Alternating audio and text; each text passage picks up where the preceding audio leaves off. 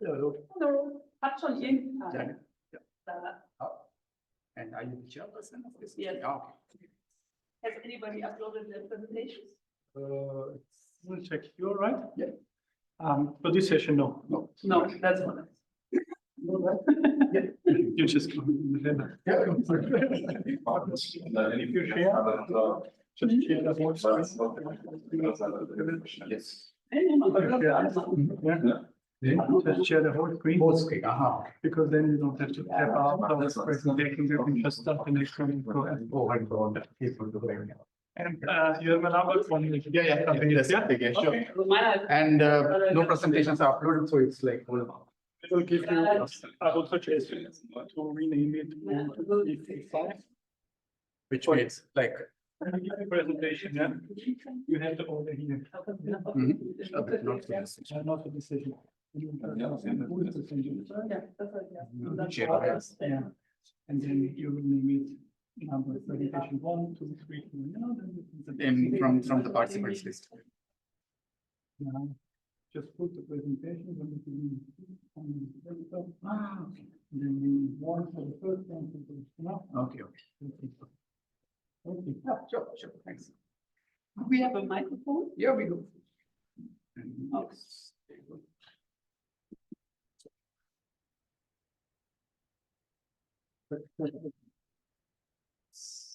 This one you can hand on last, it's plug and play. The plug. And this is here turn on. Laser pointer. And remote device. Yeah. Okay, I don't need to. Yeah. Yep. I'm just. Just announcing the hand it over speaker. to the participant. Yeah.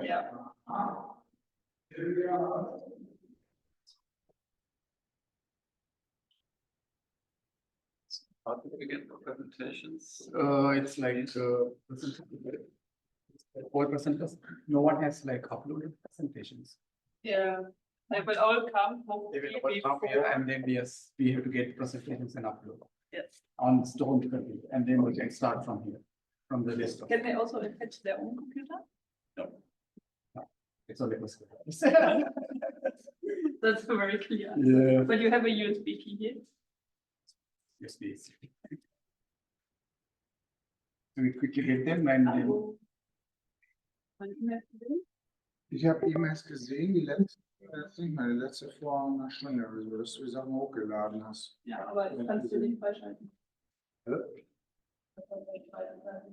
Also ich habe hochladen, aber ich kann es nicht freischalten, da kommt irgendwie so eine Fehlermeldung, Auslandserfahrung kann nicht leer sein, tut es aber nicht. Aber ich kann da auch nichts ändern. Ich zeige dir das gleich mal. Ich sehe, also dieses ganze Formular, wenn du es auf dem Laptop aufmachst, dann passt es da halt nicht rein, ja? Du kannst aber auch nicht, wenn du probierst, nach links mit der Maus zu gehen, dann kommst du auf die vorherige Seite. Dann ist wieder alles weg.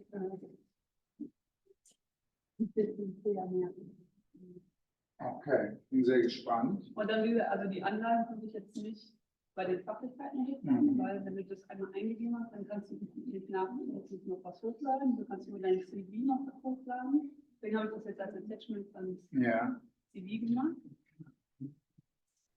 also ich kann ja dazu was schreiben. Ja, aber also im Moment. Ich kann noch nichts schreiben. Bei IT anrufen, weil also wenn du da hinschreibst zu den Übergangssachen, dann schreibst du einfach wieder IT bis 6 Werktage, weil die nicht melden. Da waren nur 2 Wochen anrufen. Ja. 6 Tage Werktage, ich arbeite nicht ein bisschen mehr.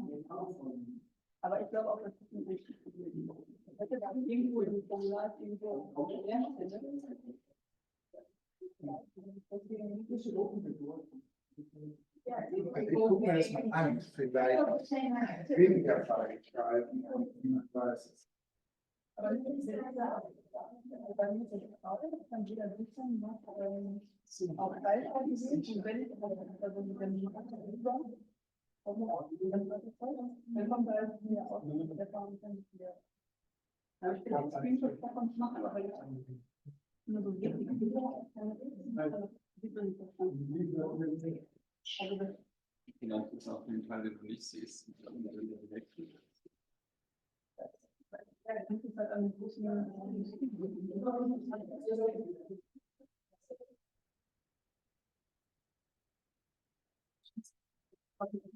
Schön,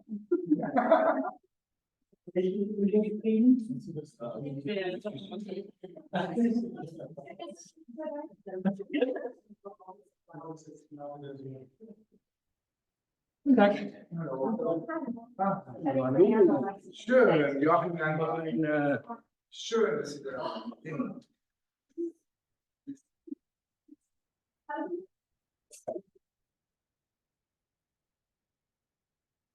So Stefan Schmidt oder Stefan? Juan.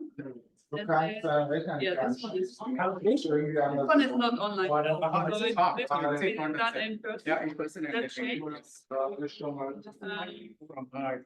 No, she's not giving her away, just Right. No, yeah. this one will be online. And Also ich and then, yeah. Da schon von der Nee, ich habe hier meine Präsentation, ich habe sie jemandem geschickt. Aber ich Nee, weiß das ist noch nicht. Okay, da habe ich jetzt ein kleines Problem. Ich habe sie. Ja. Yeah, my presentation is here. Is there a copy? Like, I think so. I heard. Is it here always with Apple?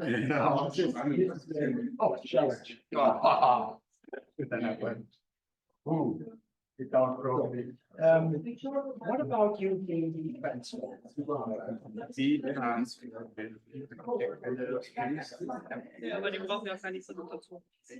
Yeah, I mean, just your email. Yeah, email would work, yeah. Yeah. You can email it. Ja. Also ich habe gestern mal mit Ali nur nicht telefoniert, aber wir haben Voice Message. Ich glaube, in der 4-minütigen Voice Message haben wir ungefähr 40 Mal benutzt. Ja, okay. Ich habe mit ihr telefoniert, das ging ganz gut, aber die hat dann auch irgendwann vielleicht auch so einen richtigen Anfall gekriegt. Die kommt deswegen morgen mit. Das sie noch irgendwas. Nee, die von heute, aber die Mondgeschäft kommt. Salvi und das heißt. Wenn ich sie durfte, mal irgendwann anklicken. Ja? Aber ich glaube nicht. Naja.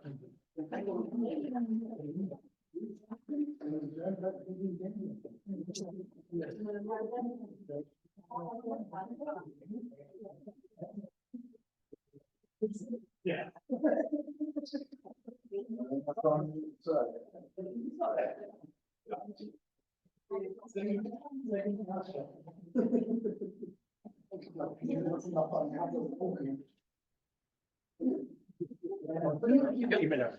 I'll track it. Oh, yeah, this type of here and then.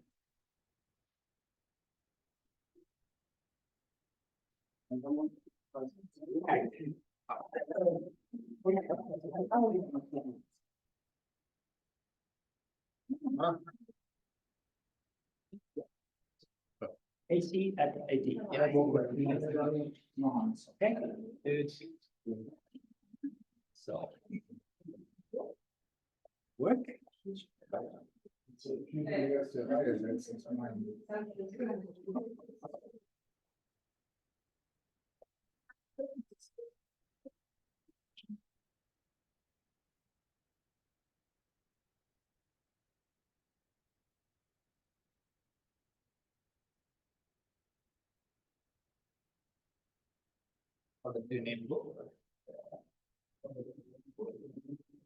Stefan Schmitz.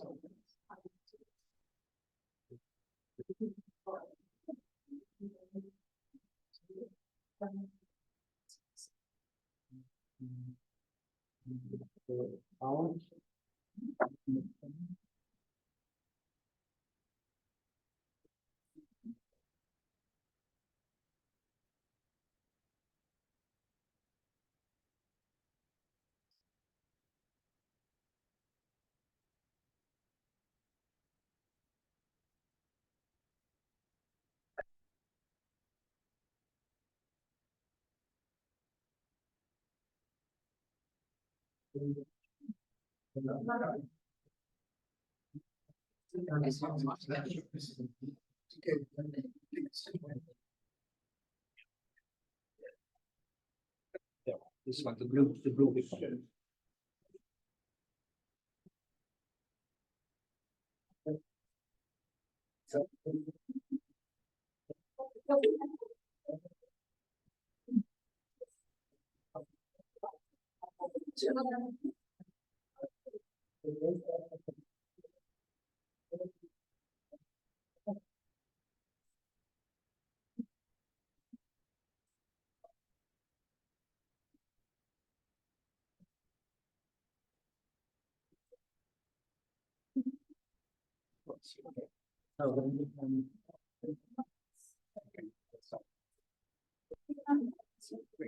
This one.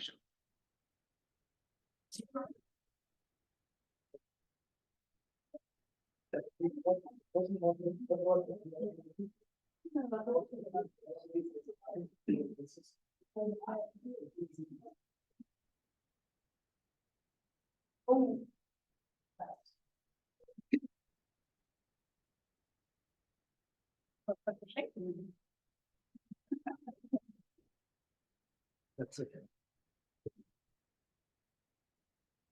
Yeah, I was really looking at that one. For those who stayed. Is that also online? This one.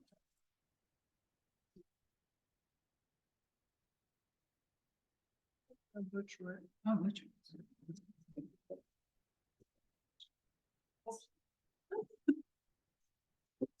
Presentation is. We can see Okay. the stuff. Maybe we wait for Anya's presentation.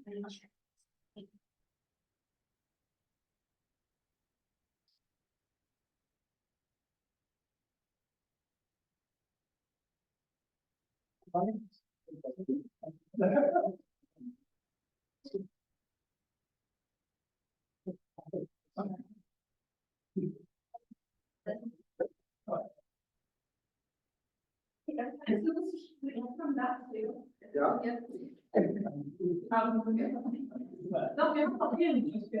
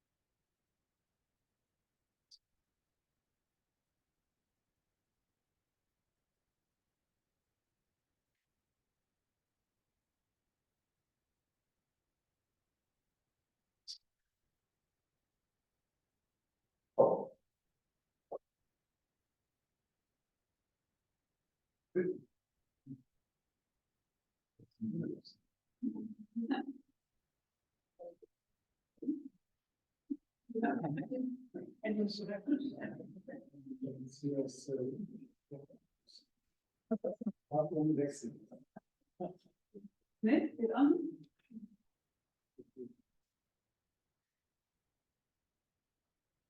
Kann man das auch per E-Mail schicken?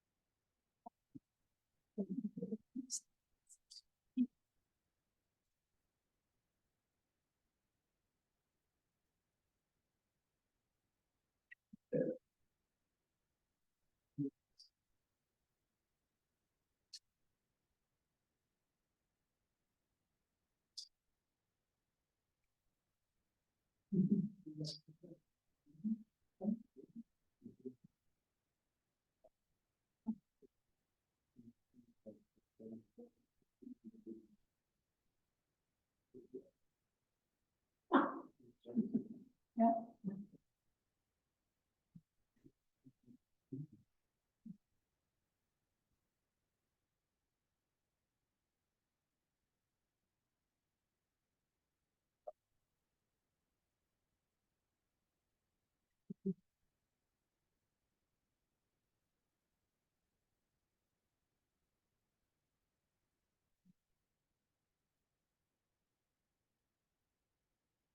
So while the last presentation is uploading, then we welcome you to this BMZGIZ session on genetic resources and gene banks. I'm Sarah Schmidt, and I'm an advisor at GIZ, and I will be the facilitator for this session.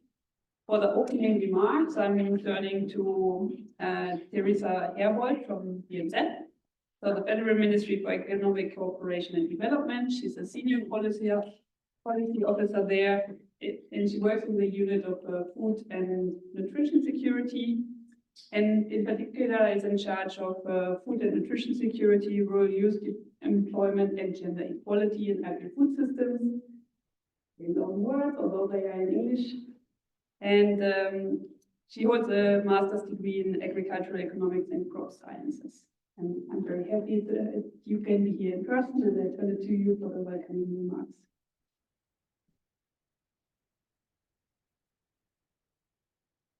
Thank you very much for the introduction. And on behalf of the German Federal Ministry for Economic Cooperation and Development, also from my side, a warm welcome to today's session. I'm very pleased that today we are discussing and dealing with the topic of high relevance for the conservation of eco-biodiversity, the adaptation to climate change, and global food security. The German government of international efforts for the transformation of agriculture and food systems towards more sustainability and resilience. And when we are talking about enhanced resilience, gene banks are a cornerstone. In our endeavors to safeguard eco-biodiversity, gene banks, national and international ones, play a decisive role. Gene banks usually store plant genetic resources ex situ, meaning in specific facilities under controlled climatic conditions. And the numbers are really impressive. Globally, 7.5 million accessions healthily are conserved with gene banks. And this global treasure is used by research institutes as well as by plant breeding companies for the development of new varieties. The world's largest collection under the International Treaty for Plant Genetic Resources for Food and Agriculture are located in the 11 gene banks of the Global Research Partnership for a Food Secure Future. They house over 700,000 accessions of various crops. And the importance of these collections, also for the practical and research use, can also be seen in the number of the requests. So only this year, in 2024, more than 200,000 germplasm samples from the CGR gene banks were made available to almost 1,000 requesters in 68 countries. And I believe that looking ahead in the future, gene banks will become even more important because of two reasons. The first one is the decline in eco-biodiversity. There's less and less diversity with regards to crops, but also when it comes to the varieties that are cultivated. So we use only nowadays a couple of crops, but historically seen, there has been more than 6,000 food crops that were used. And gene banks serve as a kind of safety net to secure the conservation, especially of the most endangered ones of crop varieties and neglected crops that are hardly used in today's agriculture, but that we need for a more resilient and sustainable agriculture. And the second reason for the importance of gene banks is climate change. Agriculture must adapt to changing climate conditions and at the same time ensure food production for a growing world population. And therefore, the breeding of new and adapted varieties is crucial, using the genetic resources of gene banks as the starting point.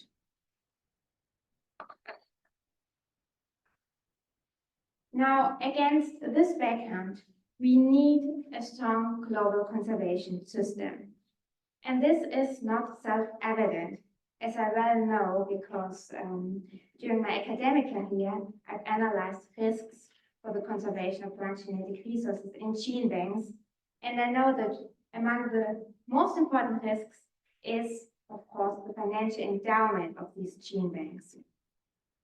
And with this goal to ensure adequate financing of gene banks, the Global Crop Diversity Trust has been founded in 2024.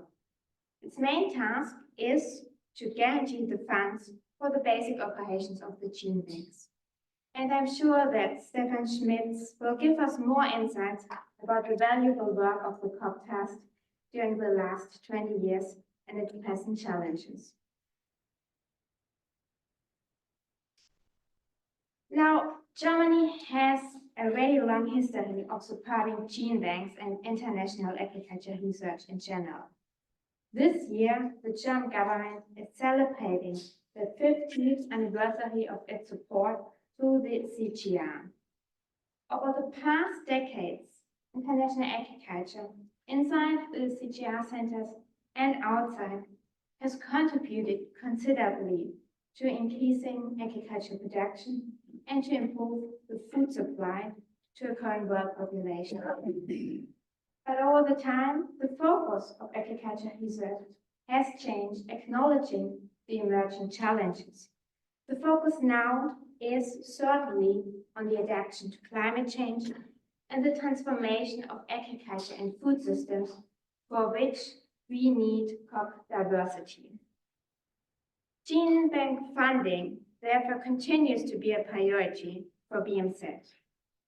Since 2009, the gene banks of CGR and World Vegetable Center has been funded via GIZ with close to 42 million, and Germany is in addition one of the largest donors to the CROP Trust. And I'm proud to say that we are currently preparing a new project funding through the CROP Trust on nutritious, climate resilient, and traditional food crops, for which investment has been limited in the past. But we are not only financing gene bank operations per se through the crop trust, but we are also focusing on upgrading the gene banks so that they can fulfill better their goals. One example is the co-financing of the new modern and larger gene bank building at SIAD in Colombia, and we are currently supporting the gene bank at SIP in order to establish a regional hub for cryopreservation. And a third topic, or third priority of our engagement, is that we're jointly working on the usage of the plant genetic resources that are conserved, linking gene banks to smallholder farmers, for example, through the provision of seed kits in direct support to these smallholders. Now, let me conclude by emphasizing that BMZ had and has a strong commitment in respect to supporting and financing the international gene banks, as well as the agriculture research at the CGR centers. We highly value the gene bank's role to safeguard the genetic resources for humankind, for future generations, and well know that this lays the basis for the so needed transformation of agriculture and food systems. Now, I'm very much looking forward to the presentations today, to the discussion, and to the exchange of knowledge and experience. And let me thank all the organizers, speakers, and participants for today's session. Thank you.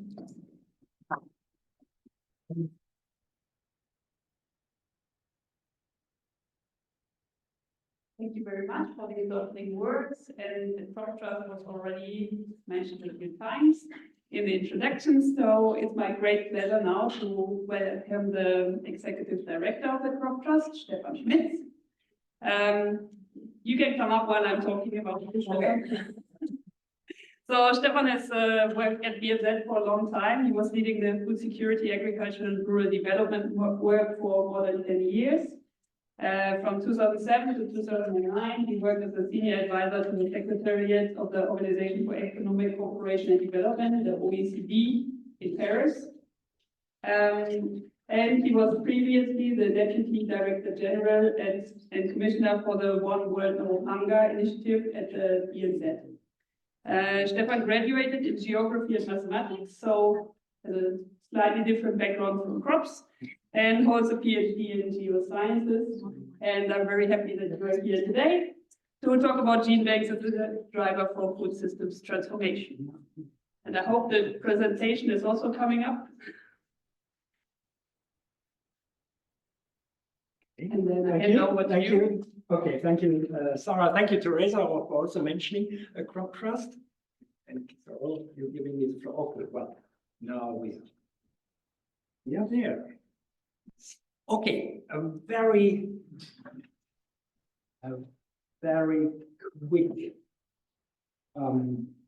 quick elevator pitch through Genebanks and crop diversity. Genebanks as drive. Well, hello everybody first. Everybody. Not just welcoming Sarah and yeah, thanks for being here. Well, Genebanks as drivers of food systems transformation. Why crop diversity? Why does it matter for food systems? There are so many benefits around using crop diversity. So many developmental boxes that are ticked by crop diversity. To breed, to use old varieties to better climate resilient crops, more resource efficient crops, less perishable crops, higher yielding crops, more diverse cultivation, more nutritious crops. This is all at our hands, all great opportunities using those crops we used in the past, and we have it. They are there for climate change adaptation, biodiversity, climate change mitigation, livelihoods, nutrition, just to mention a few of the benefits. Diversity exists at many different levels, exists between different crop species, as you can see here, very easy. That's what immediately comes to our mind, with so many origins and primary regions of crops around the world. That's where they all come from. Yeah, regardless of where you are on Earth, here or US or the South, 90% of what you have on your plate or you can buy in a supermarket does not have the origin of where you live. It comes from somewhere else.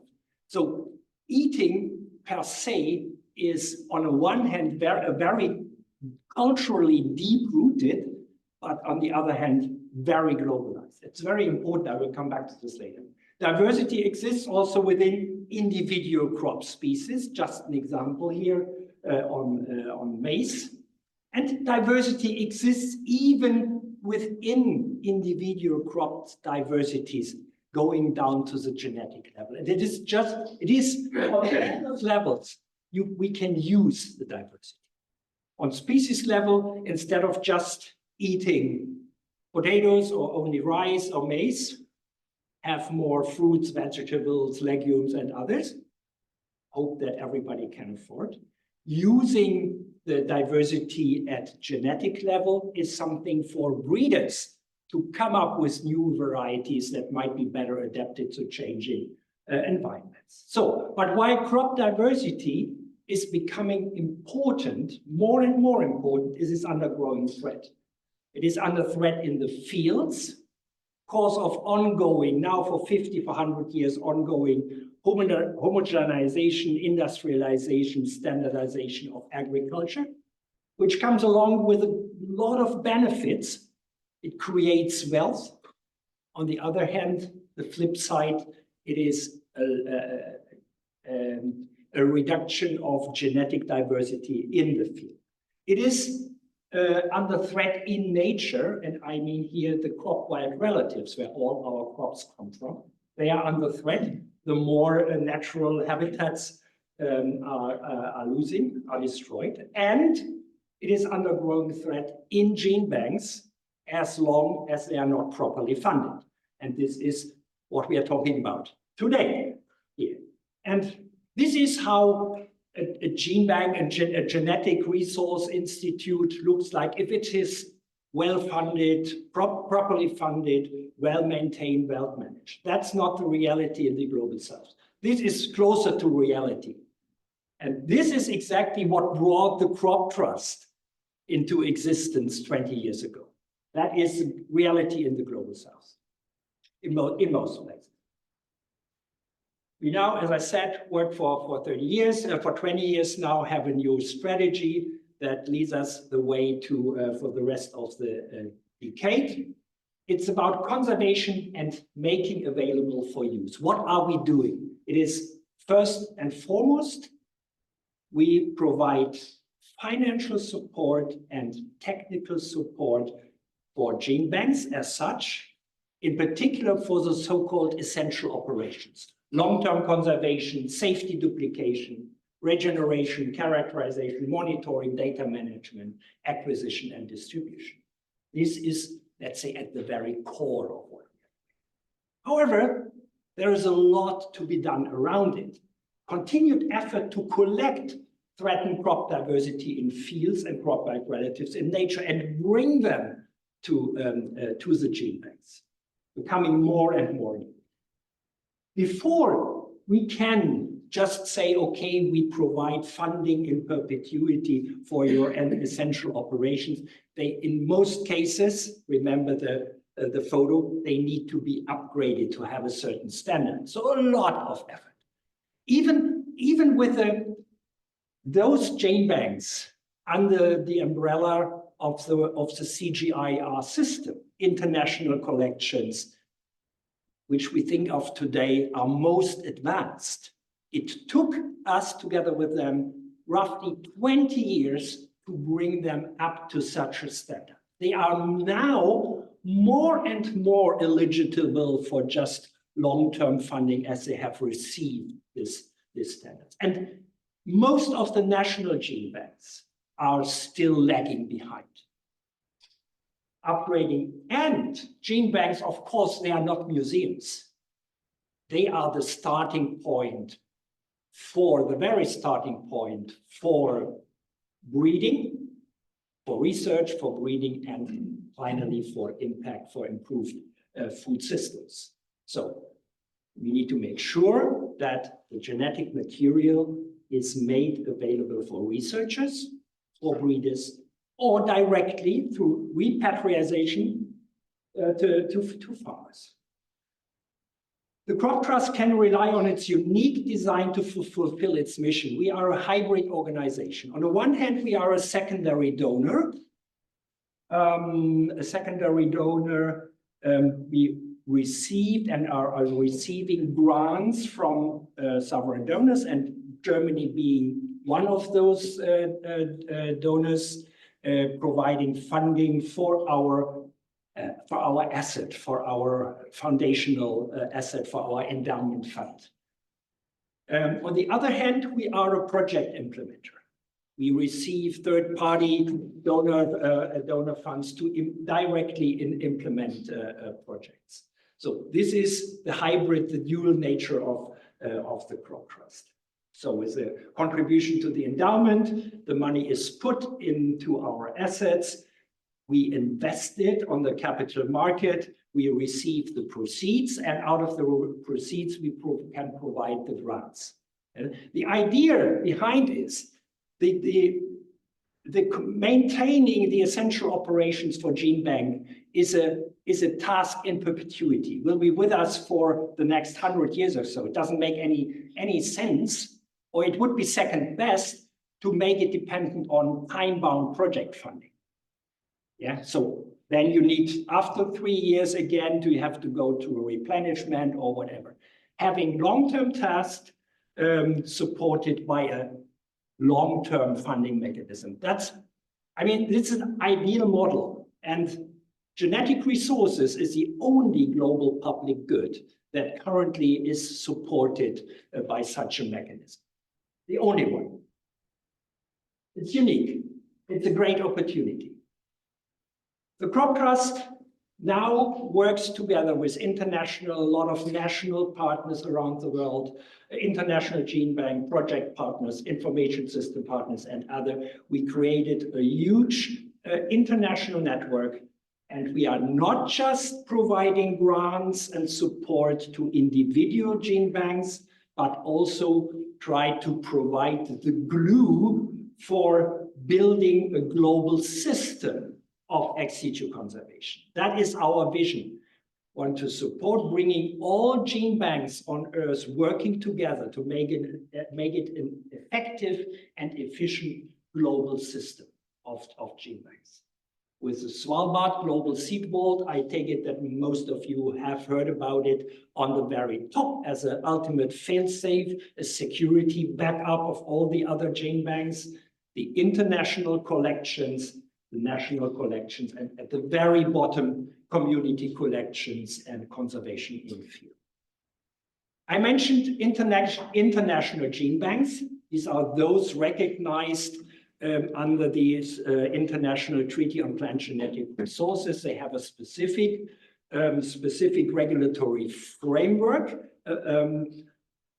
They recognize they are mainly those under the CGIAR, but there are some others, as you see here, under the Article 15 of the Plant Treaty, plus the World Vegetable Center based in Taiwan, which for political reason is not officially regarded as by FAO as one, but it works under the multilateral system of the International Plant Treaty, so receiving the same kind of support as CGIAR and other gene banks.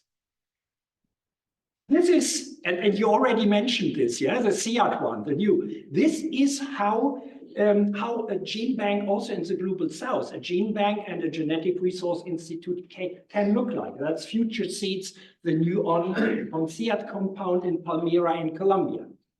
Very interesting historically. The former DG of CIAT, Ruben Echeverria, around, let's say, 10, 12 years ago, gave me a ring. That time I was with exactly at your position, Sarah, at BMZ. And he asked me, look, we have great plans here. Could you make some seed funding for a feasibility study available? I found this a great idea. I talked to colleagues at GIZ at that time. We made that funding available, and that came out of it. It was a great moment also for me 2 years ago for the inauguration, and I could participate in this. And great to see that they receive ongoing funding through the German government today. And this is just one example, a very typical example of the importance of those international collections. Look from where this gene bank distributes material all around the world, so that other research institution, breeding institution are able to use those varieties to work on new varieties. Teresa, in the beginning, you already mentioned that there are far more species and varieties that have been used in the past, and today there is a strong tendency to just rely on wheat, maize, rice, soybeans, and a few others. There are the known, the less knowns, and the unknowns. Just give me some example. So in cereals, legumes, tuberous fruits, vegetables, oilseed, this is, we all know. Yeah, this is on the global market. There is the less well researched, little professional breeding, less well used. Most of you are expert, you have heard them, yeah, and you probably have been in contact with them. And then they are the unresearched, no professional breeding, underused at all. Yeah. Again, just a typical guess, 90, or I would say even 95% of all international research funding in the last 50 years went to the left column. You don't find even one professional researcher on the right column on the entire African continent today. So, but there is a great opportunity, we should use it. And on this background, just recently, for crops and soil, the so-called BMZGIZ initiative was launched by the US State Department in cooperation with the African Union and the FAO. The Crop Trust is very proud to have now been recognized as one of the 4 implementers in this group of implementers next to FAO, IFAD, CGIAR. And there are a lot of champions around, but we are the main, implementers able to receive funding and larger funding. We just built up a funding facility for that purpose, and very much hope for German and other support for this, to be able to work on the neglected and underutilized crops. Another one that we just last week launched in Kigali together with the World Vegetable Center, also within the framework of the BMZGIZ initiative, the African Vegetable Biodiversity Rescue Plan. This is a complete new one. We are absolutely happy together with the World Vegetable Center to do something. So to collect neglected and underutilized African species and make it available for use. Just, here, one example, and this is an example of vegetables.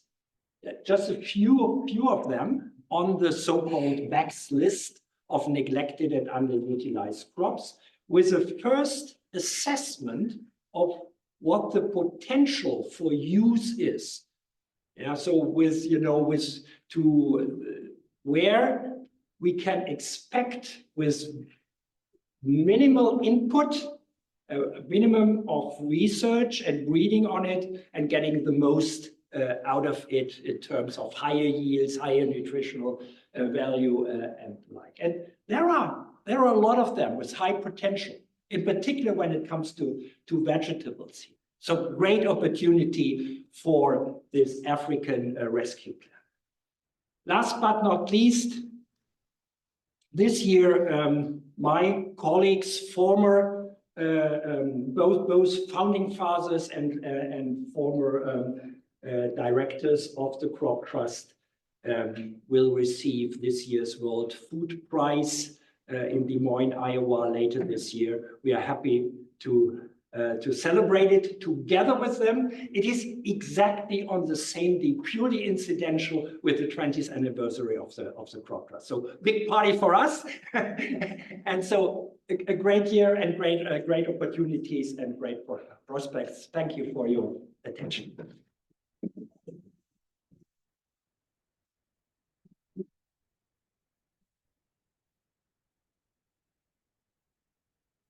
Thank you very much, Stefan. Just wait a second. Are there some questions? Yes. We only have one microphone, I think, so I will just hand you this one. If you could just say your name and... Yeah, hello, I'm Eva Welzin, a retired from Commission. Question I have is on how are decisions taken for future collections or acquisitions? And I'm asking the question in the context of what I'm learning is happening in Sahelian countries at the moment, where jihadis are even pushing people out of the villages, burning granaries, and whole areas are sort of depopulated. Once a millet granary is gone, the seeds are gone. How are decisions taken to start and rescue certain types of materials that are under threat of war or other insecurities? No, it's, can you hear me without mic? Yeah, possible. What? Online. Oh, okay. Thank you. No, thanks for this very good question. It is a real issue. There is currently no integrated monitoring and monitoring system which identifies crops, genetic resources under threat.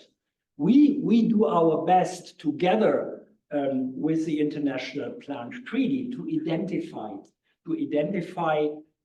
those collections under threat. That is comparatively easy to do. I mean, we know when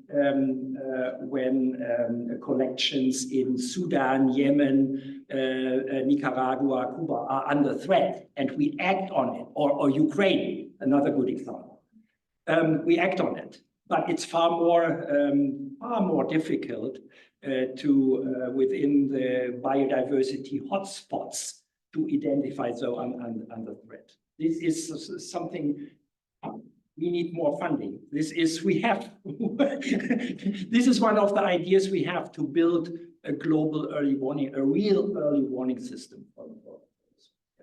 When it comes to implementation of the VAX initiative, together, for example, now with the World Vegetable Center or with others, we do it together with our partners on the ground. So it's not that we know better what crops to collect and conserve. We do it country by country with country partners. That's at least what we can.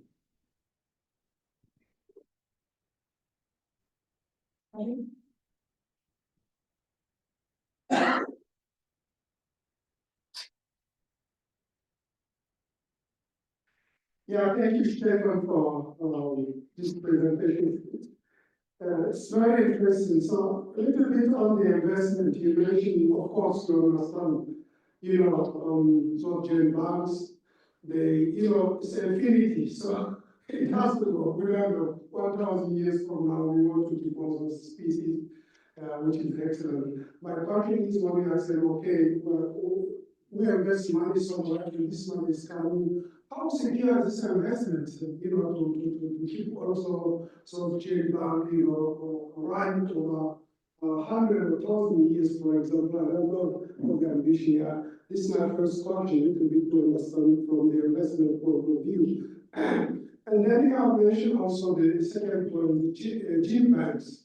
I saw in the list of the CGR, I have not seen Africa, I think so. For example, arise. And then lastly, the third point is about, also not only the Genebanks, but also breeding. Are they breeding also part of that, or thinking also to support some aspect of breeding, speed breeds, for example, some kind of things. Thank you.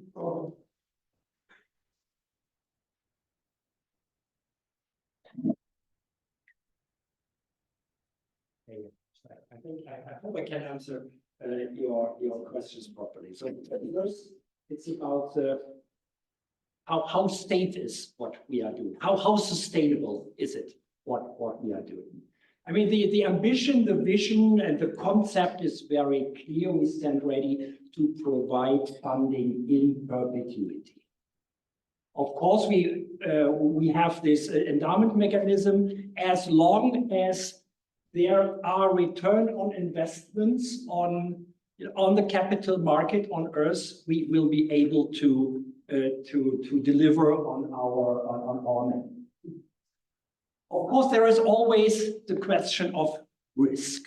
Yeah, there is no zero risk on Earth. We try to minimize the risk as much as possible. For example, the Ukraine gene bank was under real threat. There are constant threats. We try to make the system as robust as possible, with the Svalbard one as the ultimate phase.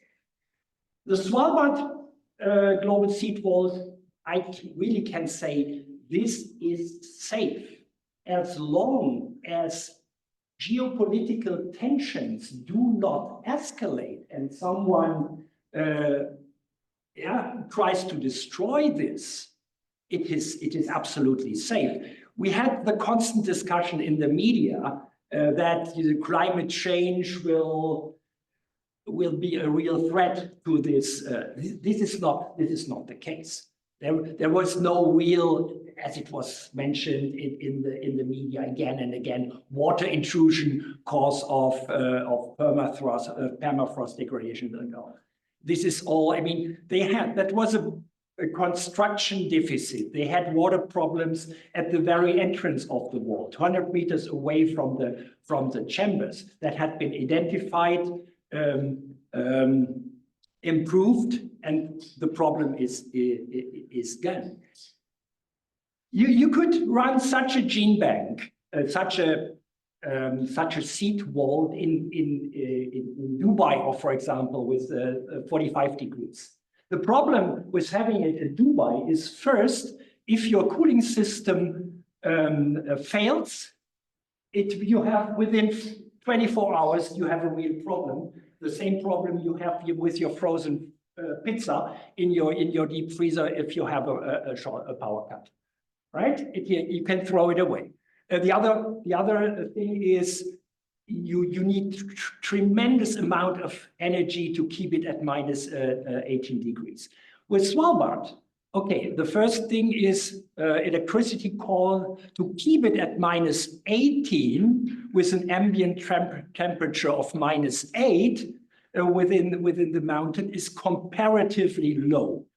But the other very good thing about it, even if the cooling system fails, it would take until the end of the century before, and even under worst case climate change scenarios, until the end of the century before this chamber will reach the level of 0 degree Celsius, so that there is an immediate threat to it. So from that point of view, it is safe. Right? That was one point. The other point was, yeah, as I said before, all those gene banks are made for use. And we try to make sure that the transmission, the way from the gene bank to research and breeding is as short as possible. So just to mention one important point or two. We are engaged in so-called pre-breeding initiatives, so pre-competitive breeding exercises and pre-research elements. And also, we work on a global information system, the so-called Genesis information system, to make sure that all researchers and breeders around the world know where on Earth what is securely conserved, so that they have immediate access. Thank you, Stefan. Just a second. I want to check if our next speaker is up. If not, we can have another question. It's not up yet, right? He's up. Okay, quick question, quick answer, please. After, there was 1 minute before. I'll try to make answer shorter.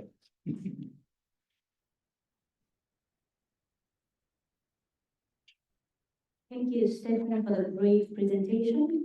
My question goes towards research. One of the requirements for crop diversity is exploring genetic diversity of these crops that will give us information on what to collect and conserve. So my question is, are you also supporting DNA banks and molecular research to identify diversity?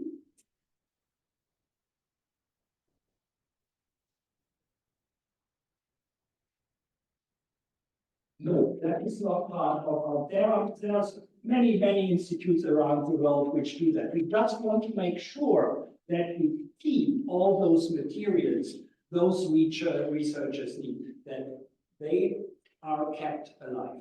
We are not involved in any digital sequencing and all those kind of. That's not what we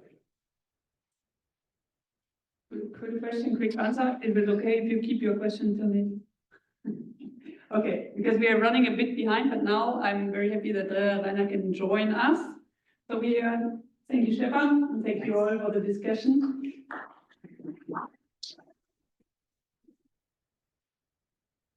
And our next speaker is joining virtually, I think from Lima in Peru.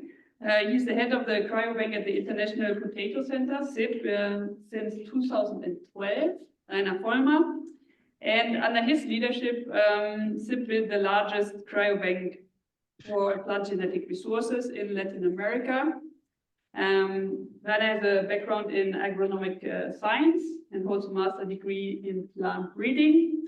We cannot see you yet, but I hope you can hear us and also join the audio. Yeah, I tried to turn on my video, but it says you cannot start your video because the host has stopped it. Oh, what a hostile host. Okay, we try to bring you up.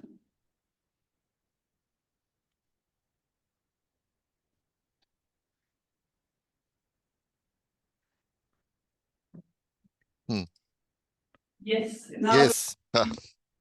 okay, great. Thank you for joining. If you're ready, you can start with the presentation right away, and then we see you. Okay, perfect. You will show the presentation, and I will say when you switch the slides, or I should put it up here. I think you can put it up yourself if you like. Okay. Please help me because I'm not an expert on Zoom. Share screen. I got it. Okay. Here it is.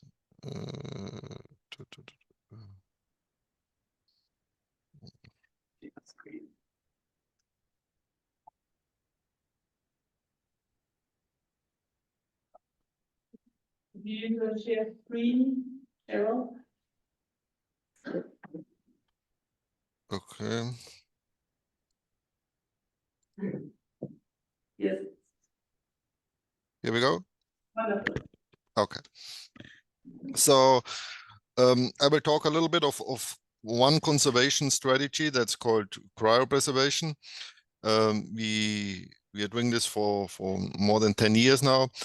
And thanks to a GIZ project that started last year, we are now constructing and implementing a cryobank here for Latin America, something like little Svalbard for clonal crops for Latin America. And I will give you an overview of what we are doing and tell you also about the project itself. So in principle, we have four different kind of structures we conserve clonally: recalcitrant seeds, intermediate seeds, or orthodox seeds. It's relatively easy to conserve orthodox seeds because you can dehydrate them and store them at low temperatures. But it's more difficult with intermediate seeds and nearly impossible with recalcitrant seeds because they don't support the dehydration process and neither the low temperatures. And clonal crops you have to continuously propagate, maintain alive. Yeah. You can see some examples of each of these for each of these categories. Many of the clonal crops, or all of the many of the clonal crops are conserved in international centers, like we at the International Potato Center. We have potato and sweet potato, but there are other centers, like CIAT, IGRISAT, IITA. So there are many other centers that also conserve clonal crops. But you can also see there are important crops for recalcitrant seeds and intermediate seeds. And all the sections where you can see a red cross, this means there's no long-term conservation method beside cryopreservation available. So otherwise the plants will die at some point, or you have to propagate them, bring them to the field or whatever. But cryo currently offers the only option for this. For orthodox seeds, it's easier. You can conserve them in cold chambers for long time periods.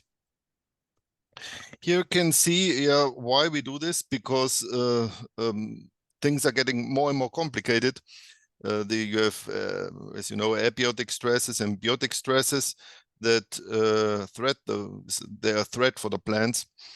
But on top of this, there are social changes. Also, people that conserved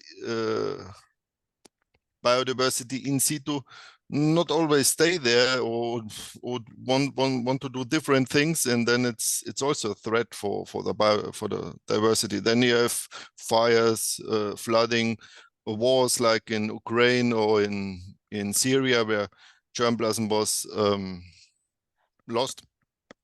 So there's a lot of risks out there, and there for those cryopreservation is a good method. No, so I would say, in my opinion, it's of course you can discuss this. No, cryopreservation is the best available method for ensuring a reliable ex situ long-term conservation of clonally propagated recalcitrant and intermediate seed crops.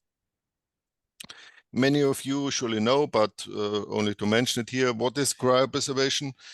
It's conservation of plant parts at ultra low temperatures in the vapor or liquid phase of liquid nitrogen.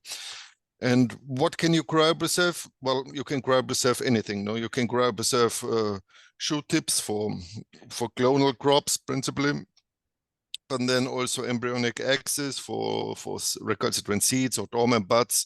You can cryoconserve orthodox seeds and also pollen. Here's a snapshot of our collection, of our cryo collection. In potato, we nearly have, as we have 92% of our collection in our cryo bank already cryopreserved with a very good, very high recovery rate. While for the other clonal crop, for sweet potato, we are not we have not advanced so much. Also, we only have about 9% of our collection in the cryo bank, and also the average full plant recovery rate is low, relatively low.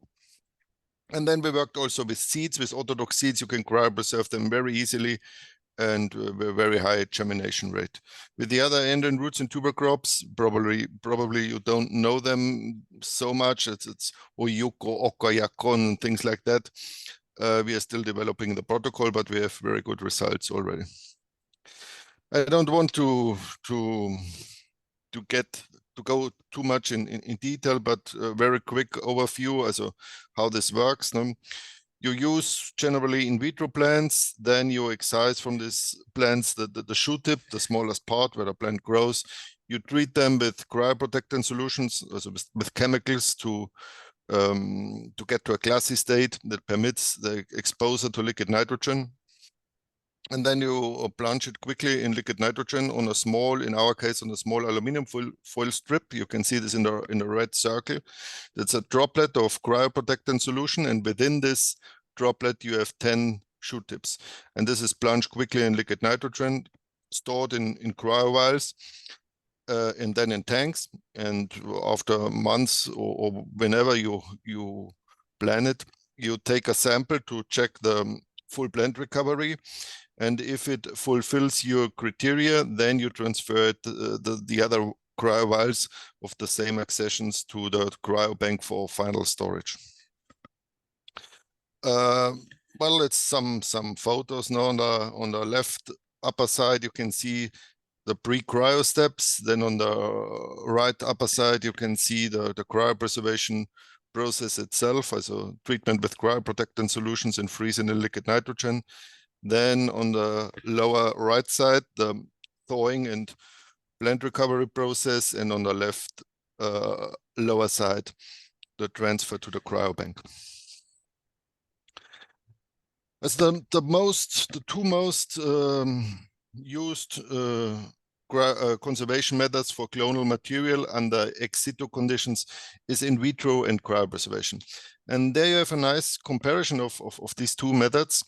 As you can see, for cryo don't have time limitations. You can conserve the material decades to centuries without needing any manipulation. Whenever you need a material, you rewarm it and you get again normal looking plants, in vitro plants that then can be transplanted to the greenhouse and to the field.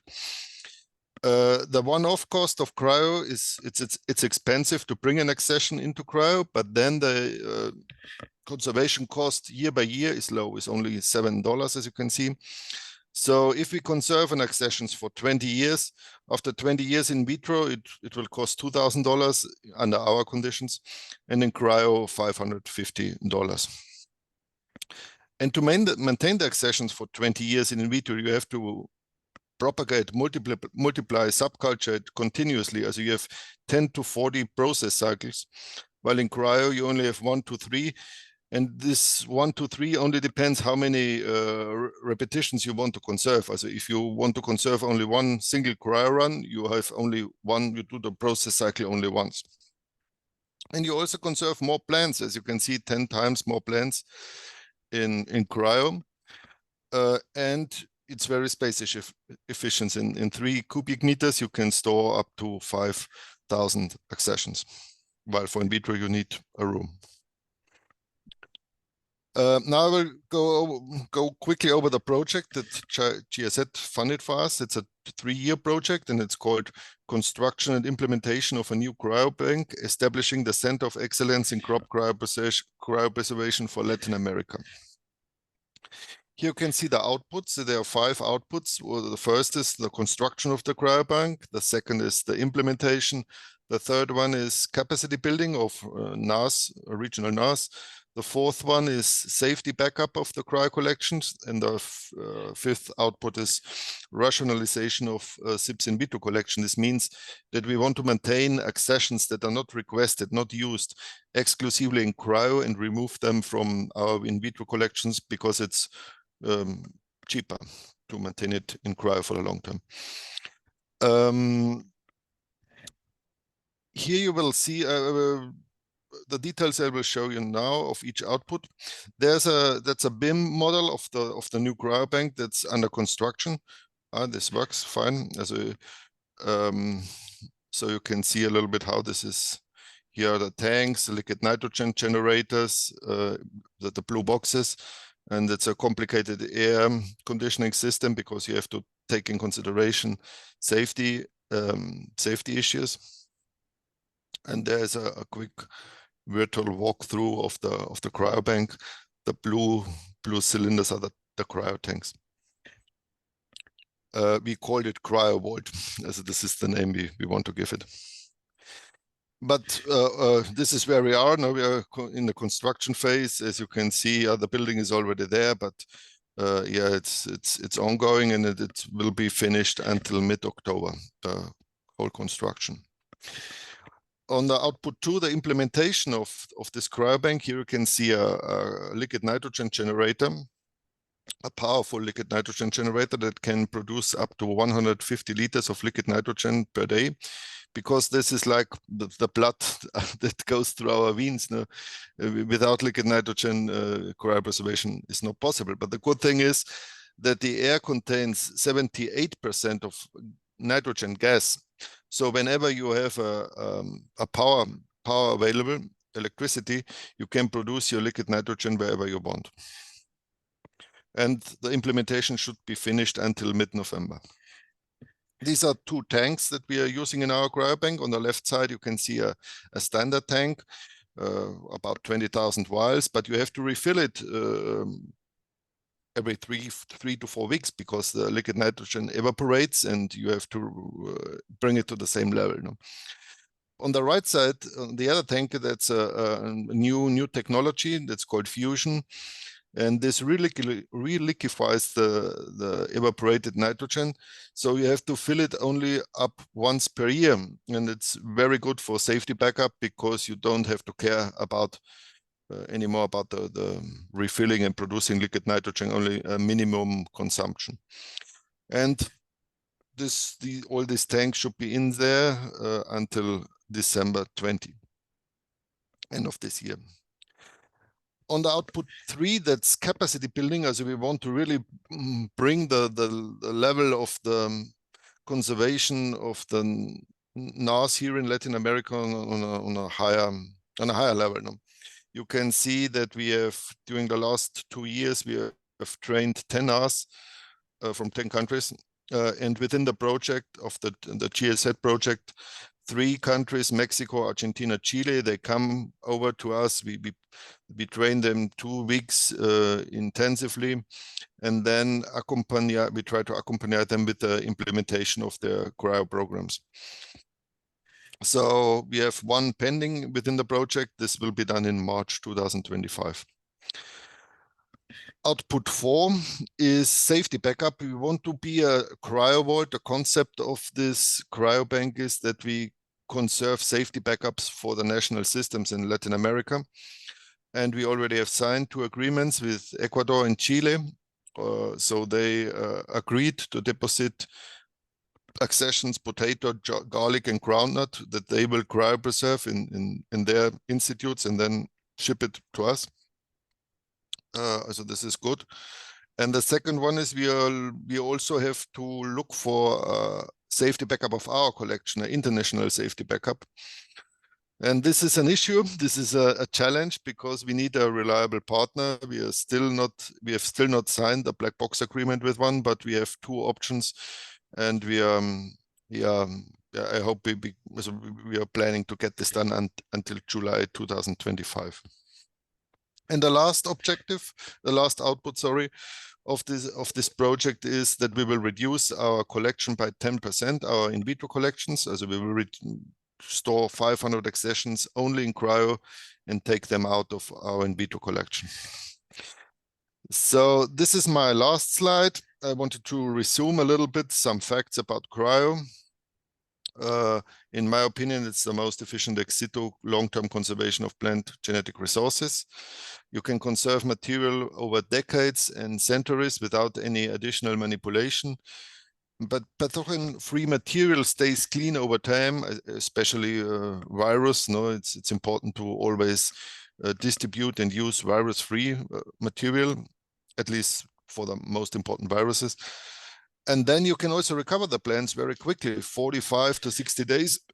Sorry. After thawing, you already have an in vitro plant that can be then transplanted to the greenhouse. So it's not so long to bring it back to the greenhouse in the field. Cryopreserved material stays stable genetically, so that's of course crucial without any somoclonal variations. It's highly cost and space efficient. And this point was a surprise because we didn't know this before, but it's very resilient against COVID. When there was, we couldn't, only a limited number of people could go to work and maintain the in vitro collection, while for the cryobank, every 3 weeks, 1 person filled up the tanks and conserved more than 4,000 accessions within 2 hours of 2 to 3 hours of work time. So it's very resistant against COVID, but also budget cuts and political changes, because sometimes, at least in Latin America, things change very quickly. So it's good to have it material in a cryo tank and only to have to refill it with liquid nitrogen without caring about all the political stuff. Then you can conserve anything, clonal plants, seeds, pollen, as it's very variable. You can use it with many structures. And it's also interesting that human science is really strongly supporting cryopreservation, and it's growing very quickly. You can cryoconserving sperm, eggs, stem cells, bone marrow for vaccine development and cell therapy and other applications. So that's good to have them on the front line, and we are sitting somehow in the back seat, but it helps to pull us forward also. So many thanks for the invitation and for the opportunity to talk and to present our work and this project. A big thanks to our funders. We are funded by CGR, the GIZ, and also the Crop Trust. Without them, our work would not be possible. Thank you. Thank you very much.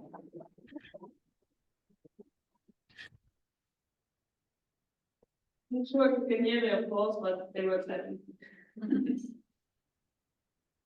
So we have time for maybe one quick question. Yes. So this is very technical. So you get 33% regeneration of sweet potato.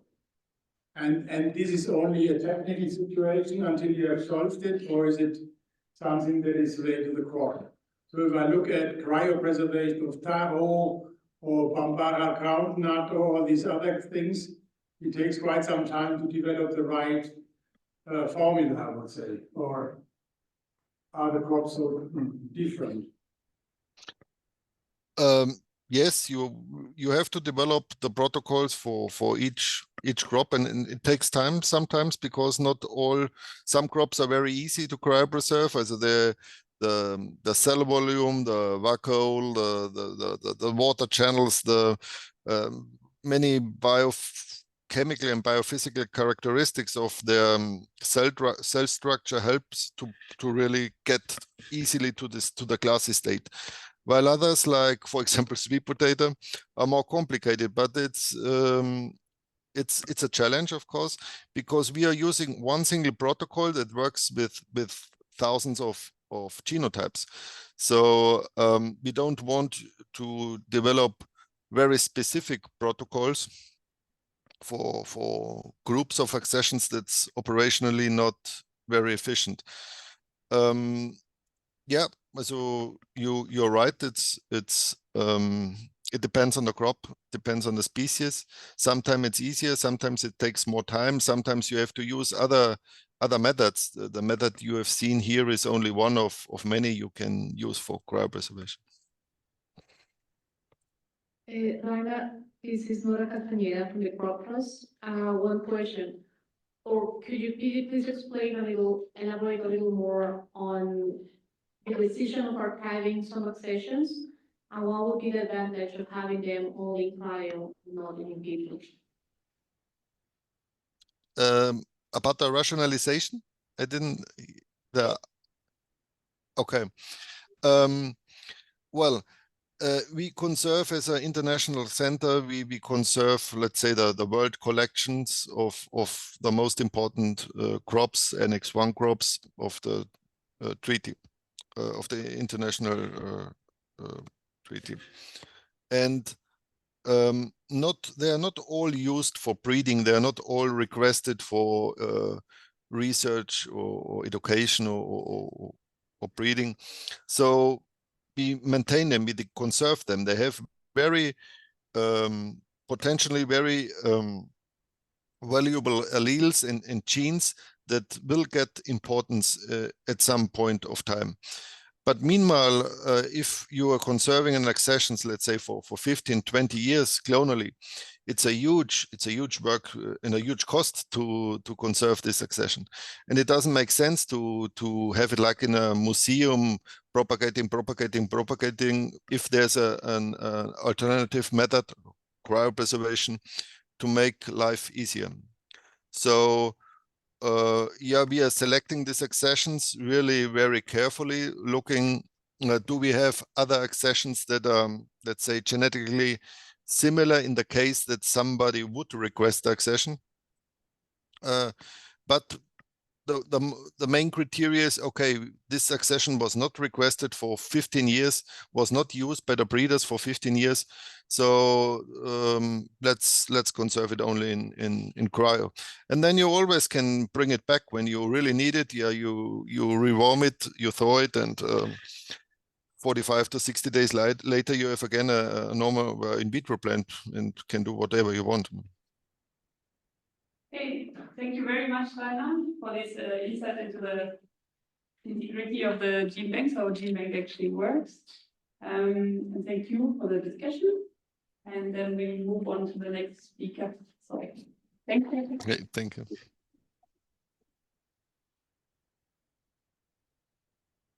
And our next speaker, luckily, is in the room already. Dr. Anja Gassner, if you have been in the plenary today, you already know her. She's the director of the European region of ICRAF. She joined ICRAF already in 2010. Before that, before joining ICRAF, she has run a consultancy on land management in Borneo. and lectured in statistics at the University of Malaysia. And Anja holds a PhD in agroecology and a master's in environmental geochemistry. And once the presentation is up, we are very happy. Yes. Thank you. Thanks for the nice introduction. I'm a bit uncomfortable because I'm not a tree geneticist or a geneticist. I'm probably the odd one out, but I have the pleasure to talk to you today about the tree gene bank, which C4E holds, on behalf of the tree genetic team. But any questions that you have, I probably will not be able to answer, but I will be very happy to pass this on and make the connections. So the relevance and opportunity for tree genetic resources. I think the main things I would say is most of you work on food security and sustaining genetic resources for food security. While we do that as well, we also support restoration, because as all of you know, restoration has become a huge international effort. So two of the large restoration efforts in Africa is Restore Our Future Bond Challenges, as well as AFR 100. Over the last 10 years, they have generated an additional 10 million investment into the African continent. While this sounds great, they also make more effort and more work for farmers which have to plant these trees. It's opportunity costs for the farmers. And it means that we have to assure that the trees and the seedlings these farmers are planting will A, survive, and B, support the overall farm productivity, because that's the minimum we owe to these farmers. So tree genetic resources are therefore important for both parts. In terms of biodiversity, we have millions of species of plants, animals and insects are relying on trees for their survival. So we have also a particular role for biodiversity in the forest ecosystem. Already 60% of species extinctions could be avoided if we would be restoring only 50% of degraded land. For climate change, I spoke about this morning, mixed planted forests store 70 to 77% more carbon than monocultures, and also well-designed agroforestry systems put in the right places have the potential to sequester 5.7 billion tons of carbon per year globally. Coming to food security, which is more, I think all of you are more familiar with that. 1 in 5 tree species are directly used for food. We have 7,770 tropical tree species that have been recorded as being used for human consumption. And trees contribute to 71% of the global fruit supply. I dropped the restoration. But I would also like to say that in forest ecosystems, we have a large program on bushmeat. And bushmeat will only a massive protein source in Africa, especially in the Congo Basin, would not be there if we don't have functional forests and diverse forests. So the role of, like, what does C4E do with the tree planting initiatives? We're preserving tree biodiversity for ecological, socioeconomically, and food security. We specifically focus on trees for products, as well as for trees for ecosystem services.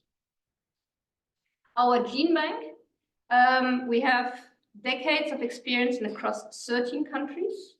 We currently holding 248 tree species, and we have field gene banks in 19 countries. ECRAFT is an Article 15 center under the International Treaty on Plant Genetic Resources for Food and Agriculture. And as you can see, this is sort of an overview of the structure.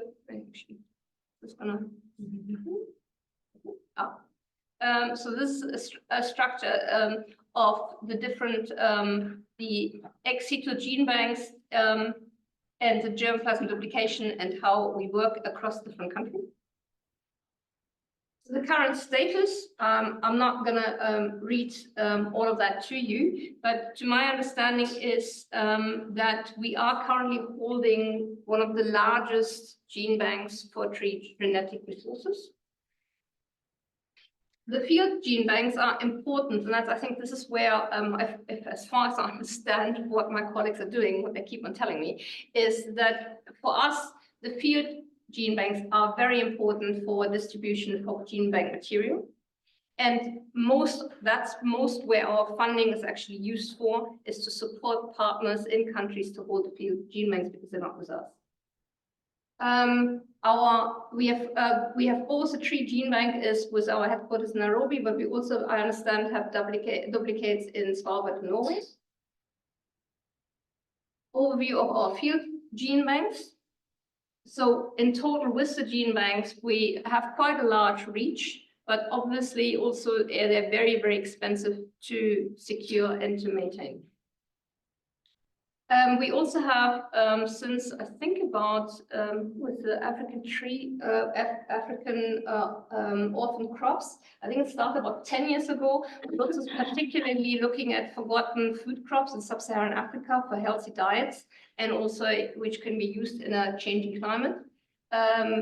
We are sequencing both the genomes of quite a number of forgotten orphan crops, but we also, it's not on the slides here, we also have a breeders academy running, so I think since 7 years, where we train African breeders to use the genetic material and basically ensuring that we enhance sovereignty over the biodiversity material that the African countries have. So what are the challenges? We need to deal with many more species, like even the sequencing we do or the seeds we have, they're very, very few. And the question is, how can we scale and how can we do this? And the question came earlier on about how do you actually maintain all this diversity? And also, Stefan, you pointed out that most efforts have been outside of the mixed crops and the traditional farming systems. I often, looking back at the GIZ, I often think, we as a CGIAR, we have been attributed to have the largest impact through the Green Revolution in Asia. And I often think what we really need is a Green Revolution for mixed farming systems. And if we could put the same effort into mixed farming system, then we would make a difference to food security. Yes, and then a network of operational gene banks are needed to handle that, and that's where we the problem have is like we cannot do this by ourselves in Nairobi. It has to be with partners, and it has to be together with the NAS. Just an overview, we do have quite a number of knowledge products, which have been a result of 40 years of work within eCrop and C4, which support the use of genetic material and how to make decisions and sound decisions. We had this morning. How do we know that you have the right tree for the right place for the right people? So we have a whole bunch of what we would call the global tree knowledge platforms. And welcome to actually look at that on our website. Also, I think important is that the work of the tree genetic unit has been well recognized by a number of donors and is used across our entire portfolio. So this is just an overview of ongoing projects which are not directly funding the gene bank, but where the gene bank seeds and work are actually part of the fundamental work packages delivering the impact of these projects. So in a nutshell, why would we invest in C4eCraft's tree gene bank? Because we have an unparalleled tropical tree gene bank in Africa, the largest agroforestry tropical tree conservation holdings, safeguarding trees in multiple shrubs and seeds and field gene banks, a shield against genetic erosion, fail-safe tree preservation, invaluable biodiversity, climate change adaptation, food security, and support for ambitious restoration and conservation. With that, I'd like to say thank you. And if you have any questions, I'd be glad.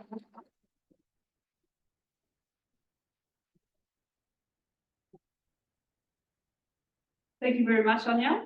There was a fantastic presentation and very much catching up with time, so thank you. So we have time for some questions. When I look at your map, so when I look at your map on losses of forests, so losses Are we of here? Which trees, one? Yeah. I think you were particularly interested in Congo. I mean, you are basically running against the very steep grading. Yeah, so how do you keep up? So how do you assess area lost and your activities and your focus to replant or to bring materials back to convince farmers and, how can I say, local governments that they basically support you're running against a loss? That's a, oh, I need to because online. That's a very, very good question. And I would say we lose. And especially, I think, in the forest sector. So I've been from 2018 to 2020, I was based in the Philippines, in our office in the Philippines, and we were supporting the Ministry of Environment in one of the largest restoration projects that they were doing. And the Philippines have an amazing diversity of trees and forests, and they were replanting 20 species.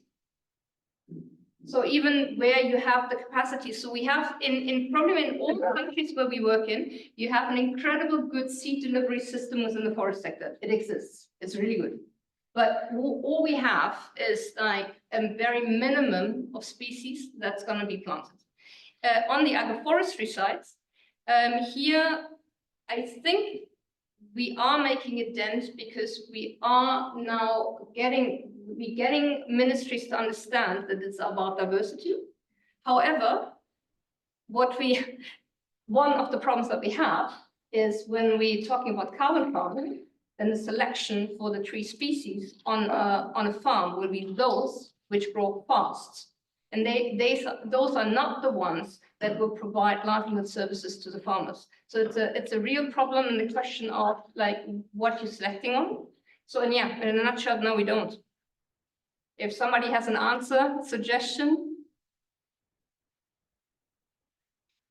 I don't have the answer, but another question. Hi, I have a question maybe considering more Europe and your knowledge base about what kind of trees and forests are suitable, where we all know that it's very fancy and fashionable now for many companies to achieve their ESG goals, to send their people to plant some trees. And in most of the cases, that's really not planned, and they plant trees that are maybe not suitable. So, for example, I come from Croatia, and in the Adriatic region and Mediterranean region, we have huge problem with wildfires because they are planting trees that are not suitable. So it's great that this knowledge base is there, but how much are people aware of it, and what do you think about promoting it more, especially to private sector and all these initiatives for planting trees? Thanks, super interesting question, and you just gave me heads up something that I forgot to mention. So I think the knowledge that we have within trees in Africa, and why this also I think is so important, is because we'll talk about what we would almost call like blind activism of planting trees. I'll talk about this just now as well. But people send drones to throw seeds. But Europe is facing the question right now: what trees to plant? What will be the future? What will be the future forest of Europe? We're working very closely with EFI and Kew Gardens. Normally we work in the tropics, but that's part of the reason why we have a European-facing program, because these questions are coming, and we think that some of the answers are within the trees. I mean, for Southern Europe, it will be trees that are coming from Africa. we have in Germany, we have a lot of farmers which are realizing that you will not be able to grow the crops, and that is like in the large farming areas of the east. You can't longer grow because of the droughts. They want to plant trees, they don't know which ones. And I think so that question is really relevant, and to also, yeah, to harvest the knowledge that is within the development cooperation, to bring this over to Europe and provide some of the answers. I think that's really important. Coming on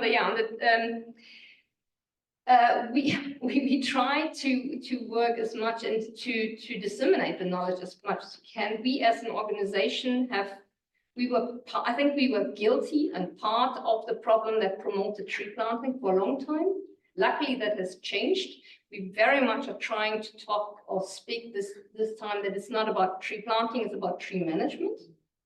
And it's about if trees are part of the solution within a rural context, then they can only be part of the solution if we also have a rural development plan that actually thinks about how you make money out of the trees. To just run around and plant trees, and you can get on our website for we have the forest news. There's quite a number of really good stories on that. Even the Philippines, the amount of trees that the Philippines planted, there shouldn't be any actually open soil anymore. It's the amount that those things don't survive. We have massive tree planting projects which do not lead to anything. I can get on about that if I want. Okay, maybe we can end on a positive note. So quick question. Question also. I have some experience with eucalyptus deforestation, and we had a very low germination rate on wild collected seeds. Okay. Do you see the same, or is you don't have a problem with germination? I'm very happy to provide the answer from my colleagues. I can't answer that, but if you give me your name, I can put you in touch. And you can ask them. I don't know. Thank you. Okay. Thank you very much, Anja, and thank you very much for the discussion.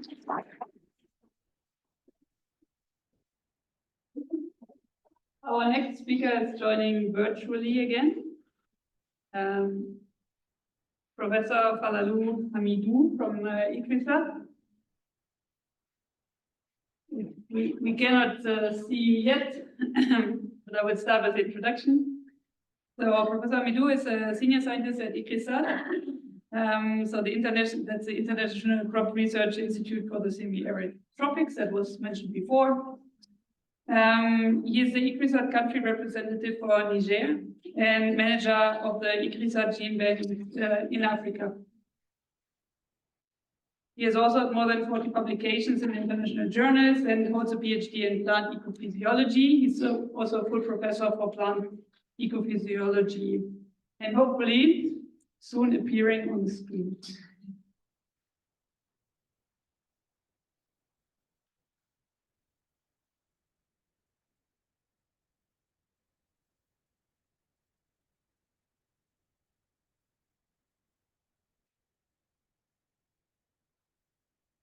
Yeah.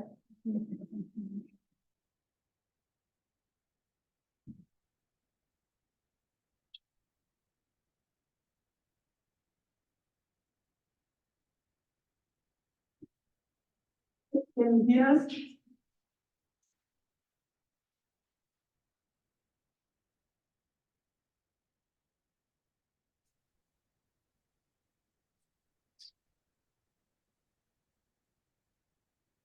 You cannot start the video because it has stopped it. So we can now, we cannot see you yet. Yeah, but because it's managed from you.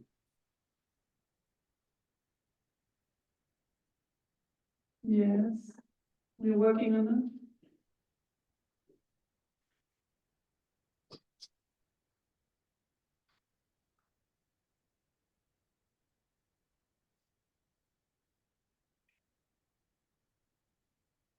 Okay, now you should be able to turn on the camera and also share your screen.